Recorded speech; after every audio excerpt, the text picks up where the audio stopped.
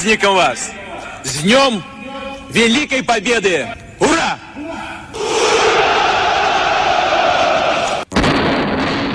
Formed an organization called Organization for French-Speaking Countries. The British also created their own Commonwealth of Independent Nations. But what is instructive is that the Queen is always the head of those independent nations. I've never understood that. Perhaps the presidents do. The Portuguese, of course, you know, never left easily. Until 1980, when I was an adult, they were still fighting in Mozambique, in Cape Verde, in Guinea-Bissau, in Angola, and in Mozambique. The apartheid regime, of course, only left in 1994, and I wonder whether they have left. That is Africa for you. So that the fears of Kwame Nkrumah that if we were not united, we would have problems, started haunting us. He said that if we are not united in the Pan-African spirit, what is going to happen is that the imperialist is going to control us. They are going to emphasize our ethnic differences. And they are going to ensure that we begin fighting amongst one another. And as we do so, they are going to exploit us. And they started. In January 1961, they assassinated Patrice Emery Lumumba, and Congo has never been the same again.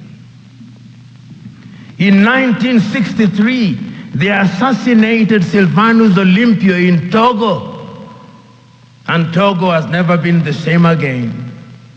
Then there were coup d'etats. Kwame Nkrumah himself, in 1966, eliminated via coup d'etat. All his writings, all his speeches banned, never to be read, never to be listened to until 1972, when Ignatius Kutu Acheampong rehabilitated him.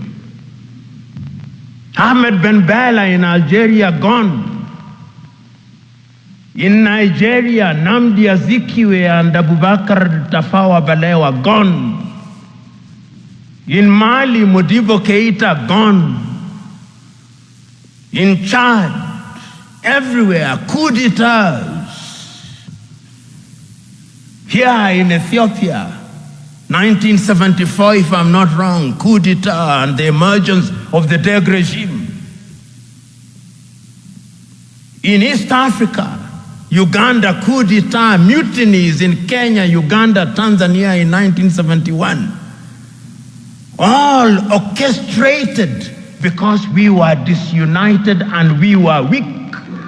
The predictions of our forefathers and founding mothers that disunited we would remain weak came true. That is the history of it. So that today, when we talk about the African continent and we talk about Pan-Africanism, we must understand it in the context of that history.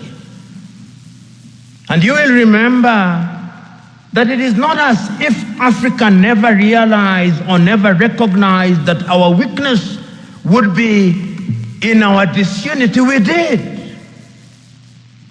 We did. Because regionally we were trying to integrate. We were in the East African community, we were creating the East African community. In South Africa, we were creating SADC. In West Africa, we were creating ECOWAS. In Central Africa, we were creating the Organization of Central African Communities. In the North, we were creating the Maghreb. Even in this region, we were converting IGAD into something in the nature of an economic community. We were creating COMESA. We were aware that Africa could only operate and operate meaningfully if we were integrated. We are not trading with one another. Intra-African trade is not anything beyond 15%, the lowest anywhere in the world. If you look at all our sectors and look at them, look at our agriculture, almost all African countries are net food importers. There is not a single African country that is in meaningful technology. Not a single African country produces a mobile phone. Yet the single most important ingredient in mobile telephony is to be found in the Democratic Republic of Congo. Not a single African country produces a car other than assembling completely knocked down kits. There is no meaningful production of pharmaceutical products in Africa. And if there was any doubt, COVID exposed it. All African countries, the 55 of them, are waiting to either receive Sinovac from China, Sputnik from Russia, AstraZeneca, Johnson or Moderna. And we don't even know what they are because our bureaus of standardization don't know. If you ask the Ethiopian Bureau of Standards what they are asking us to be injected with, they do not know. They just believe it is a vaccine because the Americans have said so or because the Chinese have said so. Africa is weak. So that even this magnificent edifice, I suspect, has not been erected by Ethiopian engineers. When I see the signage in Chinese, I suspect it is the Chinese. That is how weak, respecting leaders. That's the reality of our mother continent. It is because we are politically weak. We are economically weak. What is the difference between the ordinary thief and a political? Culturally and spiritually, we are confused. That is the continent in which we are today.